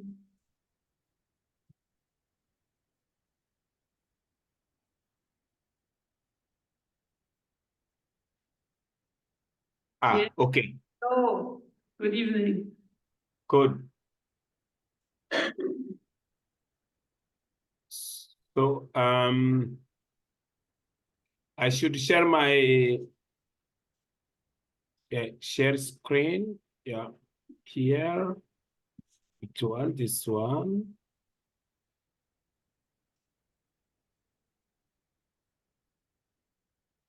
Can you see it? Yes, if you put it in presentation mode, then. Yeah. This is what I am trying to do. Okay, great. Thank you. Go ahead. Okay. Let me arrange this one. Okay. Okay, thank you. Thank you very much for giving me this opportunity to share one of activities that we conducted and funded by GIZ project related to providing some good quality seed to farmers in order to help them to boost their productivity in the Sahel. This presentation is on behalf of all ICRIZAT Genebanks team. So briefly, I will go through these different points, outline, short introduction, and just share some outcome of this project, some activities, how we implemented that, and share some success stories and conclusion after the completion of the project. So just give an idea of the ICRIZAT Genebanks, which is part of the CGR Genebanks, and where we are conserving up to 130,000 accessions in at the headquarters, but also we have regional Genebanks. One is in Niger, one is in Zimbabwe and Kenya. Where up to 83,000 accessions are conserved, as you see, the place where those accession or germplasm are originated. So the role or the mandate for each any Genebanks is to conserve, manage, and also distribute germplasm to users. So among these activities, so one of important activity or point that role that Genebanks is playing is to enhance the utilization of germplasm. How? By doing some evaluation and really create some subsetting which will be more or useful by the users. So to do that, most of the time, this is what we are doing in ICRIZAT Genebanks, mostly in Niamey, is to create some subsets and do some multi-location trials to identify some having the broad and those having specific adaptation and with some agronomical interest for farmers. So for example, in Niamey Genebanks, we did this subset and create for permeate, sorghum, and groundnuts.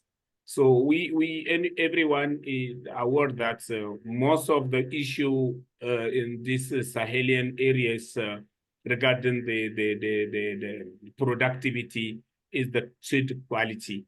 So because it's a major constraint of that.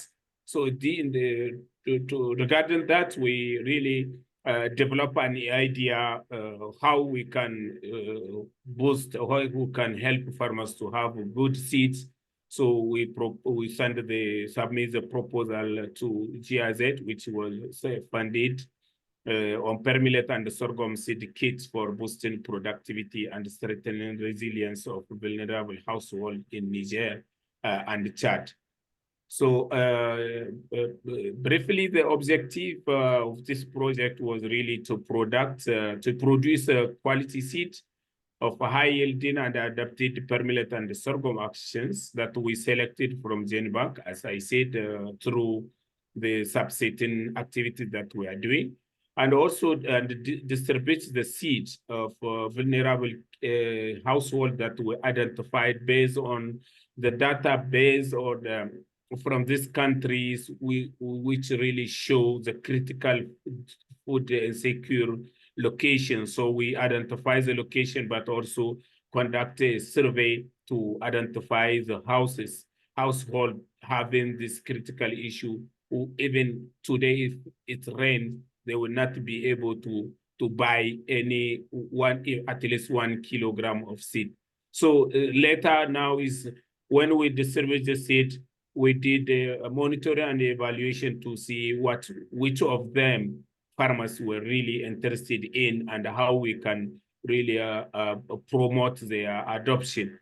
So in the objective of that, or in the short term, we think by doing that, the productivity of these cereals will be boosted, and it will help farmers to increase their resilience against all these conditions of climate change. So in addition to that, we also, through the project, have built the capacity of some seed value chain actors to sustain the project or the project output.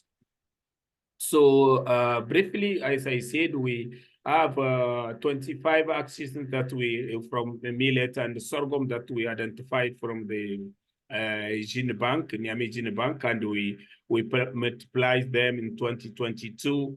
We produced 12 tons of seeds and made some kits of 8 kilograms each. We use, as I said, the database of different countries to identify the vulnerable areas and also the vulnerable villages and houses. This survey actually was supported, or we did it in collaboration with the Ministry of Agriculture, in different locations are our partners in implementing the project. So we have identified 2,028 beneficiaries that were selected in Niger and Chad for this seed kit of 5 kilograms. So this is just some picture to show you how the process of survey and also the identification of the household, the vulnerable household were carried out. And when we produce the seed, also we do the seed processing, we control the quality, and so we pack the kits for permillet, but also for sorghum, and ready for dispatch, as you see in these pictures. So the distribution also, we organize ceremonies, to launch the distribution in collaboration with the local authorities, but also the representative of ministers, the ministries in Chad and in Niger. So to provide these seed kits for to all the 2,028 households that we identified. This 5 kilogram actually, based on the quality of the seed, are enough to cover 1 hectare or during planting, because they don't need to put a lot of seed per hill, but just 3 or 4 are enough. So as I said, also we take the opportunity to really build the capacity of the actors in Niger and Chad. So we conducted hands-on training in BMZGIZ, Niger, where participants came from Chad, but also from Niger, to really work later with farmers and continue supporting the farmers to produce good seed and boost their productivity. So after distributing the seed in 2022, now in 2023, we said, okay, the seeds that were received by farmers, we want to monitor and see how the acquisitions perform in the field, farmers' field. So, and we associate the farmers to do the participating evaluation and organize field days in both countries. So the 109 farmers field day in Niger and Chad were farmers planted the seed were selected from the 2028 household. So we organize field days also in both countries. The field day is not just to show what they harvested, but this field day is also that different farmers from different villages come and share their experience, how they saw the performance of the different artisans, and who among them really had the good practice, and maybe this is the reason why he had high yield. And so farmers share their experience, and it was beneficial for them. Up to 500 farmers attended the different field days. And the artisan performance we evaluated after harvest through participative average in approach in 23 villages of both countries. So we also took the opportunity to ask the farmers which traits are really major interest from their side. So they give some of them, like the early maturity, the tillage number, the panicle, and grain size. So those traits are really interesting for farmers that we as researchers, we can really use in our characterization and also promotion of some other germplasm from the Genebanks. So finally, after the evaluation, we have some permanent accessions that were selected mostly by different villages, different farmers in the different countries. Sorghum also, we had those who were really the winners in during this different field day we organize.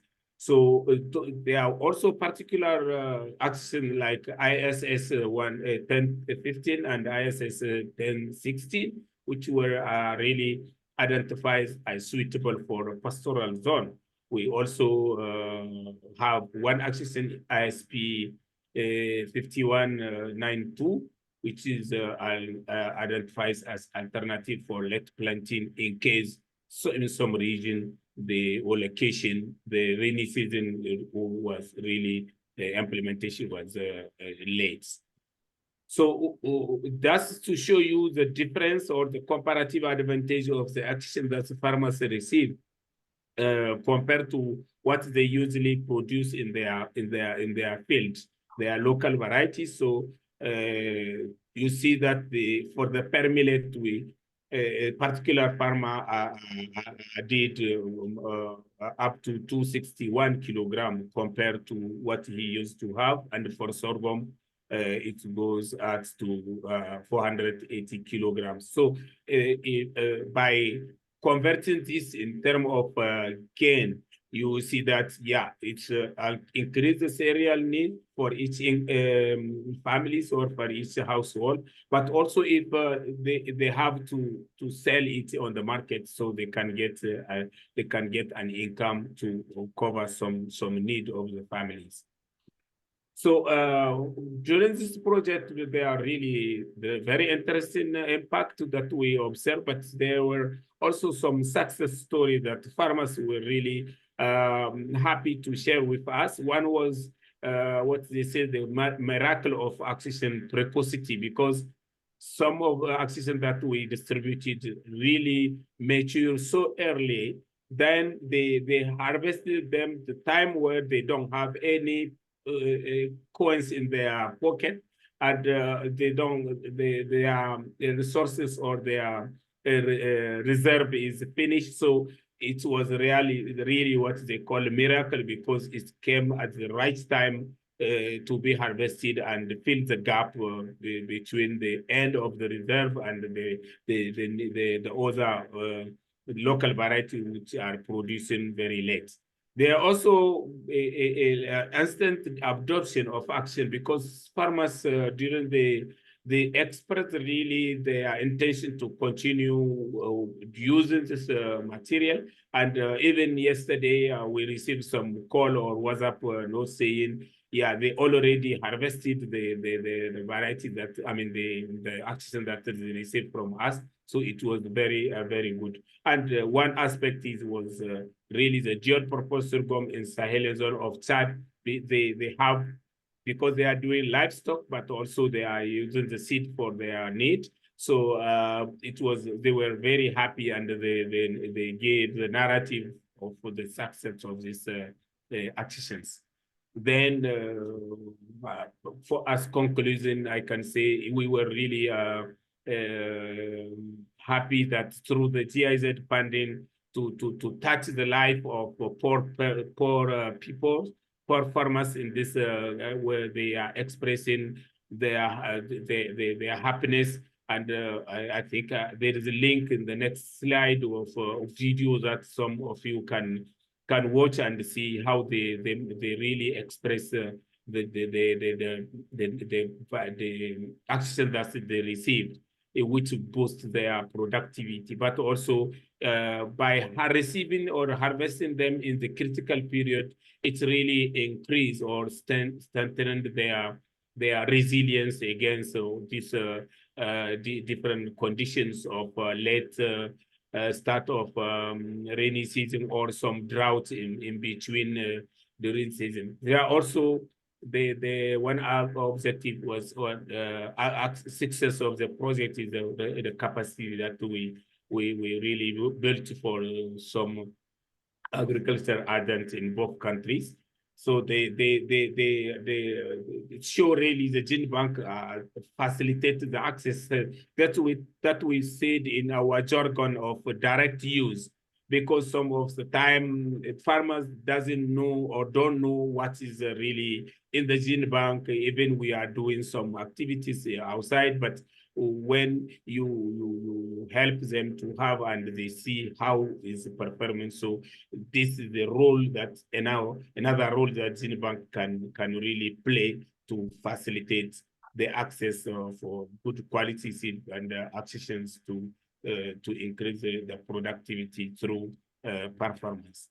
So the perspective that is our wish to really continue and do evaluation on the adoption in the different locations, but also extend this successful impact that the project had in the other regions, the same countries, but also in other countries. This is the link that I am talking about. So anyone who wants can really watch how the video was. So I would like to thank the donors, GIZ and the BMZ, but also Crop Trust, who really help us to create the link and support us to submit the proposal, but also our donors, which is Genebank Initiative and all the increased management.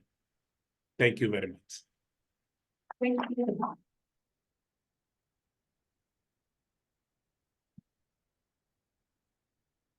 You had the last presentation between presentation and drinks, but maybe are there some questions? Yes, there is still some questions. Very good. How to stop?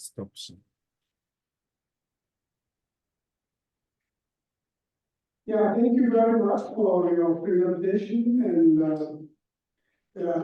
Niger is well known as a drought-prone country, so moisture content is an issue.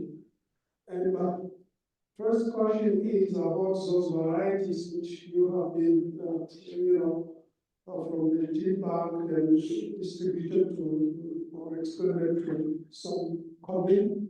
You said 4 coming. That's first question. Which are the comings? It's only in Ghana, and you are talking about the countryside.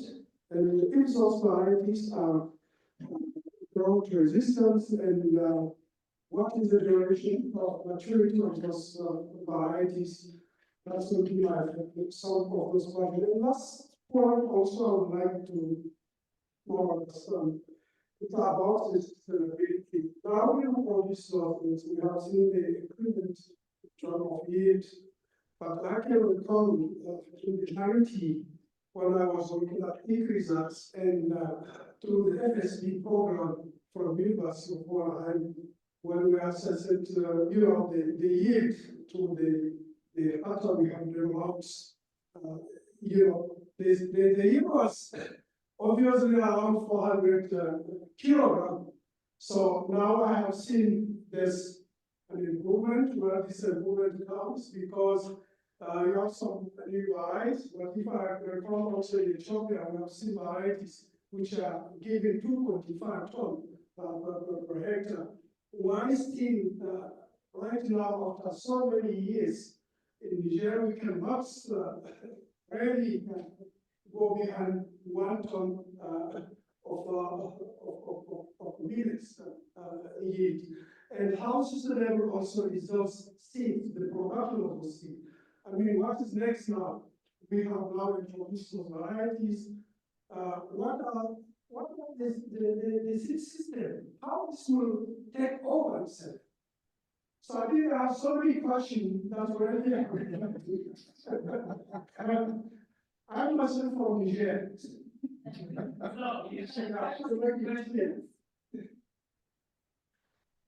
Okay, thank you very much. You didn't say your name, so anyway, I can respond to some of questions that if it's not clear, so you can explain, repeat it for me. So one question is about if the material that we shared to farmers are drought tolerant. So if I'm right, actually, as I told, the material that we selected, the subset we did, we tested them different locations after doing the evaluation inside the research station, but also outside the research station in the farmers village around the station. We did also some field days with in Iran to test this material with them. Later, now we also did some multi-location trials in the different agroecological of Niger. So based on that, we create a different group of this material. Those we can advise or recommend them in north of the Niger, like the Tawa and those for Zender or north of Zender, like Tanut, those in the south. So based on that, we did the selection of the commune, but also which variety we should give to or which material we should give to which location, knowing that those places are really, for example, place where there is a drought, a regular drought. Those they have, I mean, short duration rainy season. So we for example, the best varieties that succeed where the season is short is the ISP 51.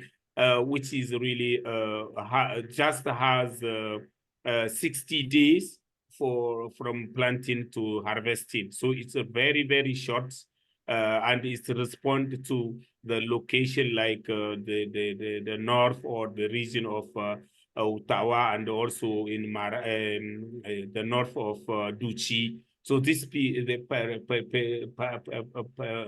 material were successfully was there. So regarding the question also on the sustainability of the result is, we did this and we did in monitoring for 1 year. So we cannot say the sustainability we need really to continue. Again, going to supervise or monitor what farmers are again using to produce the seed, and then we will see how is the impact of adoption and how it's impacting also life. So the sustainability, I can say, will be the possibility to continue monitoring and working with them.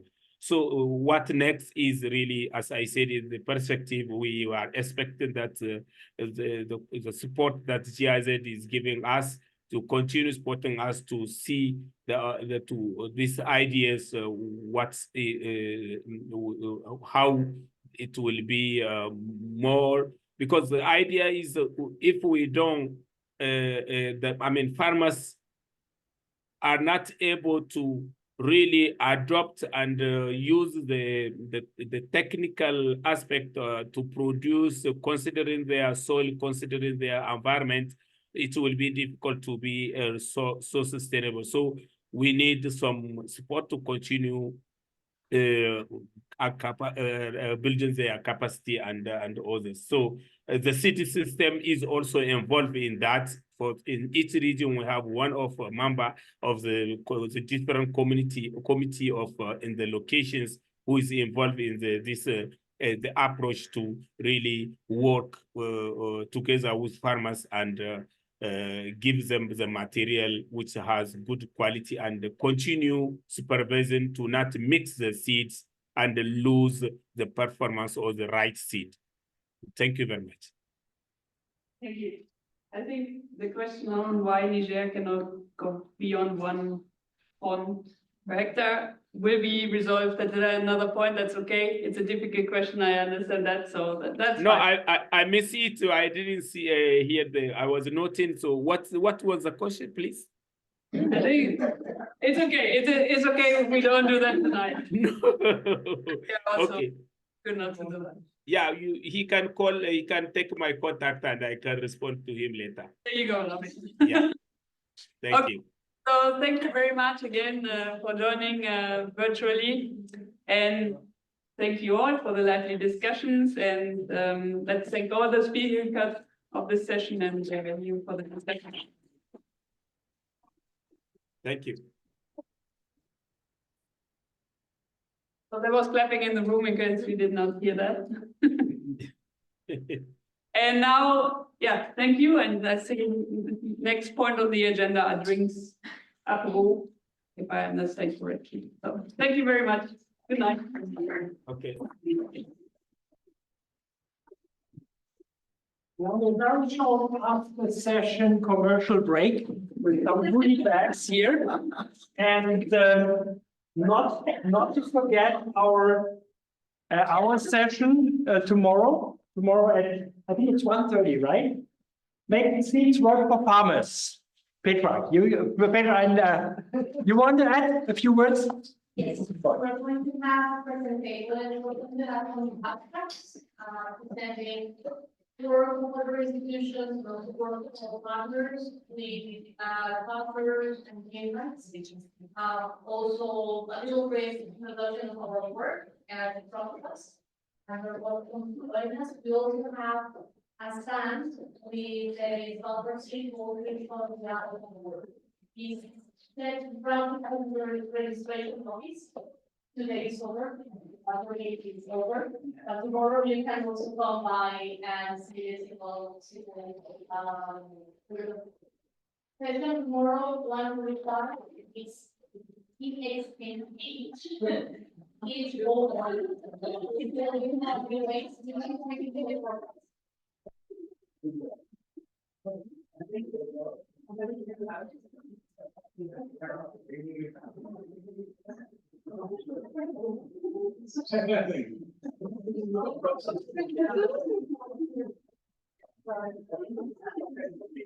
Thanks,